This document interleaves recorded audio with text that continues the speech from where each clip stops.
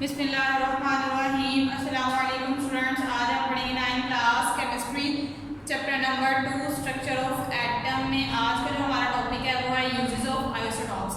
Previous lecture में हम isotope के बारे में पढ़ चुके थे। अब हम उसके यूजेस देखेंगे कि आइसोटॉप के यूज किस तरह से होते हैं। हमने पढ़ा था कि आइसोटॉप्स जो होते हैं वो दो तरह के होते हैं, एक तो स्टेबल होते हैं और एक रेडियो एक्टिव होते हैं। रेडियो एक्टिव इस तरह के आइसोटॉप जिनमें से रेडिएशंस इमिट होती रहती हैं, वो खुद को स्टेबल करने के लिए अपने अंदर से रेडिएशंस इमिट करते रहते हैं, मतलब रेडिएशंस खारिज करते रहते हैं, उनको हम बोलते हैं रेडियो एक्टिव आइसोटॉप्स।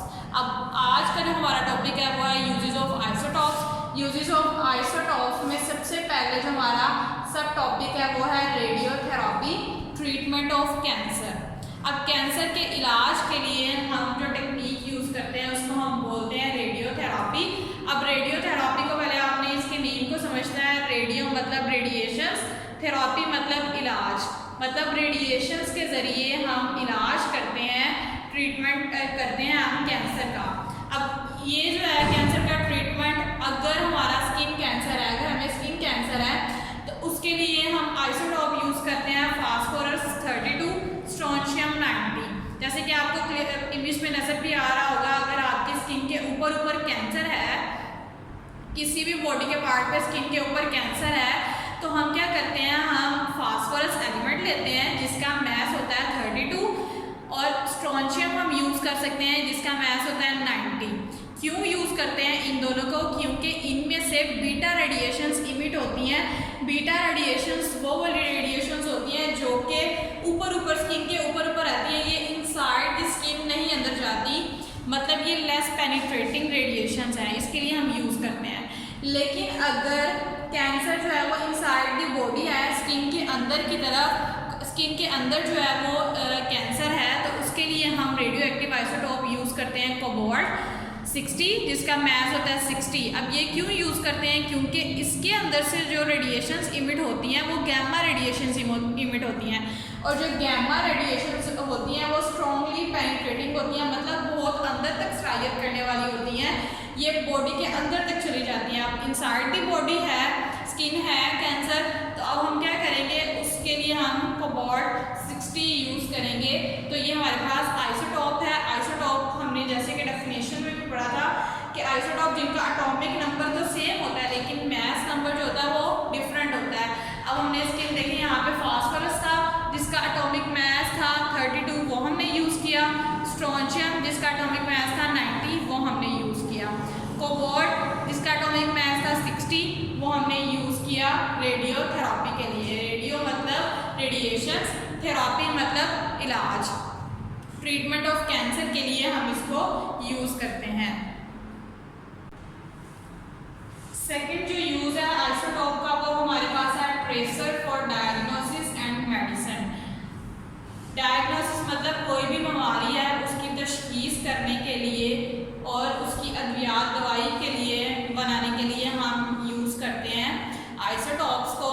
और इसके लिए सबसे पहले कोई भी हमारे पास कोई भी बॉडी है उसके अंदर ट्यूमर हो गए, ट्यूमर मतलब गिल्टियाँ बन गई हैं, तो उसके लिए भी हम रेडियो एक्टिव आइसोटॉप का इस्तेमाल करते हैं उनको ख़त्म करने के लिए। अब जैसे कि आपको एक इमेज में नज़र आ रहा होगा, हमारे पास जो गले का ग्लैंड होता है उसको हम बोलते हैं थायराइड ग्लैंड। अगर आपका ये जो गले का ग्लैंड है थायराइड ग्लैंड, ये बड़ा हो जाए तो हम क्या करते हैं, इसके लिए हम आइसोटॉप यूज़ करते हैं आयोडीन 131। अब देखिए ज़रा इमेज में आपको नज़र आ रहा होगा कि नॉर्मल जो थायराइड है वो नॉर्मल शेप में है, अपनी नॉर्मल हालत में है, लेकिन जो जिनको गोइटर हो गया है वो देखिए वो नॉर्मल से ज़्यादा लार्ज हो गया, एनलार्ज थायराइड हो गया, और गला देखिए सूज के बड़ा हो जाता है। हमारा जो गला है उसमें गोइटर हो जाता है, जब इसको गोइटर की बीमारी हो जाती है तो गला नॉर्मल हालत से ज़्यादा सूजन हो जाती है और वो बड़ा हो जाता है। अब जो हमारा उसके अंदर जो थायराइड होता है वो सूजन हो जाती है उसके अंदर, अब वो बड़ा हो गया है, तो इसके लिए हम किसका इस्तेमाल करते हैं, आयोडीन का हम इस्तेमाल करते हैं। आयोडीन का आइसोटॉप यूज़ करते हैं जिसका मैस है 131। आयोडीन 131 हम यूज़ करते हैं इसको कंट्रोल करने के लिए। इसी तरह जैसे कि हमारे जो सॉल्ट हम घरों में यूज़ करते हैं टेबल सॉल्ट, उसमें भी आयोडीन मिला जो नमक है वो भी हम इसके लिए इस्तेमाल करते हैं। इसके अलावा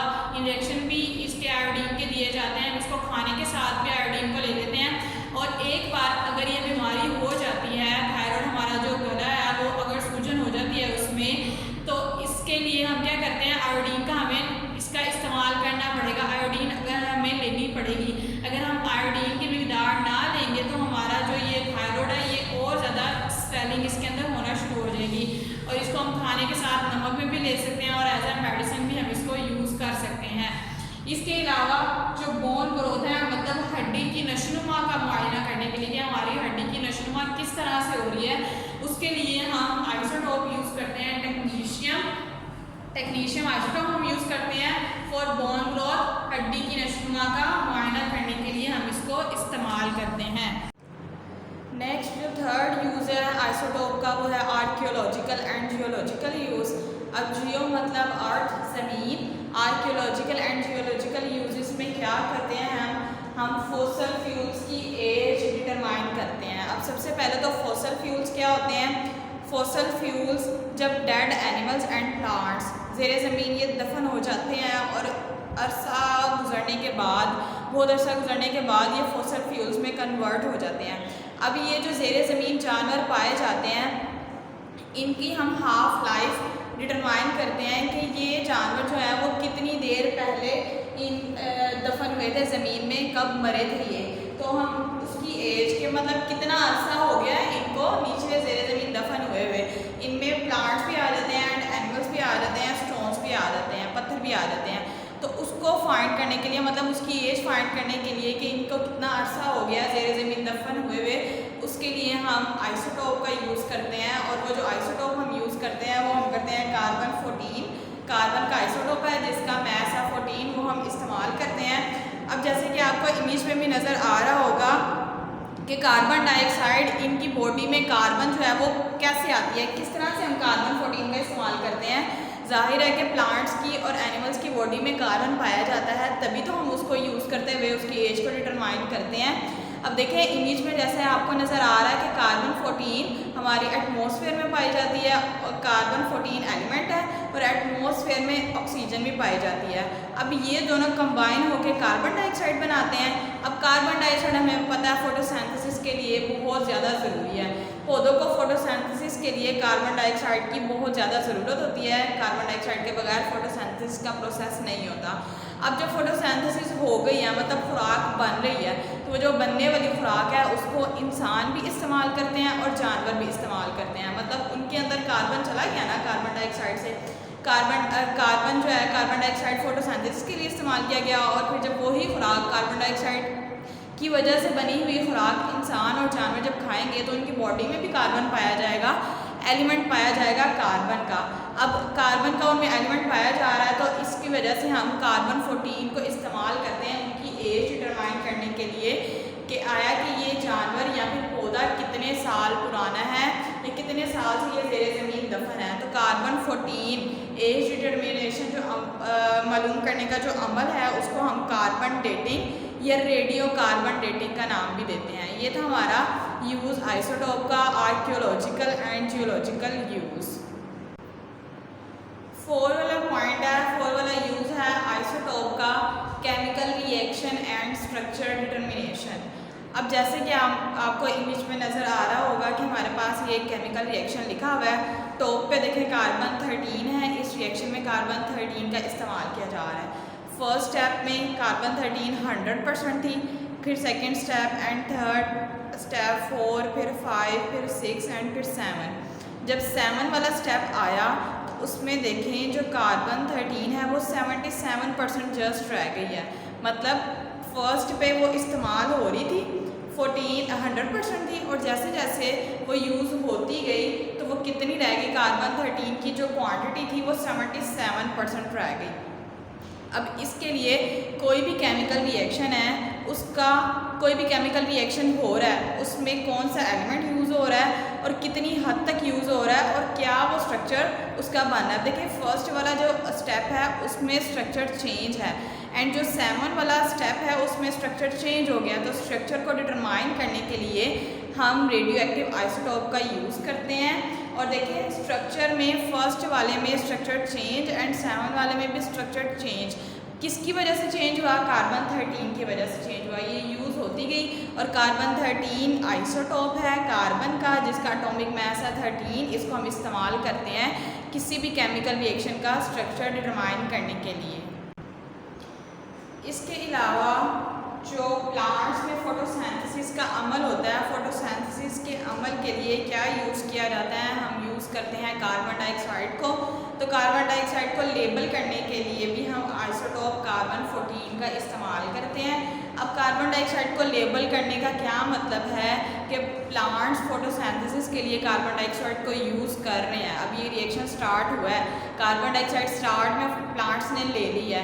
अब थोड़ी देर बाद अगर हम देखते हैं कि कार्बन डाइऑक्साइड कितनी इस्तेमाल हो गई है और कहाँ तक हमारा फोटोसिंथेसिस का जो प्रोसेस है वो कंप्लीट हो चुका है, तो इसके लिए भी हम कार्बन 14 का इस्तेमाल करते हैं।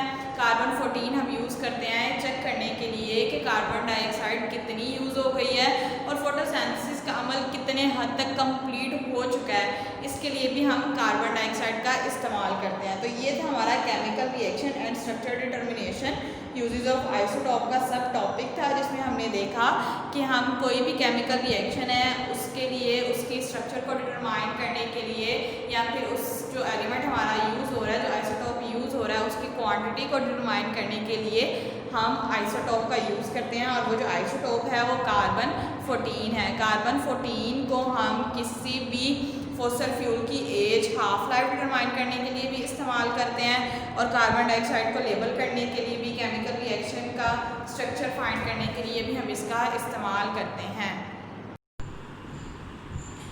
फिफ्थ पॉइंट है हमारे पास application in power generation. Power कहते हैं बिजली को, जनरेशन मतलब पैदा करने के लिए, हम बिजली पैदा करने के लिए भी आइसोटोप का इस्तेमाल करते हैं। अब जैसे कि हमें पता है कि बिजली पैदा करने के लिए हम क्या करते हैं, एलिमेंट का इस्तेमाल करते हैं। यहाँ पे हमारे पास एलिमेंट है यूरेनियम 235, जिसका एटॉमिक नंबर है 92।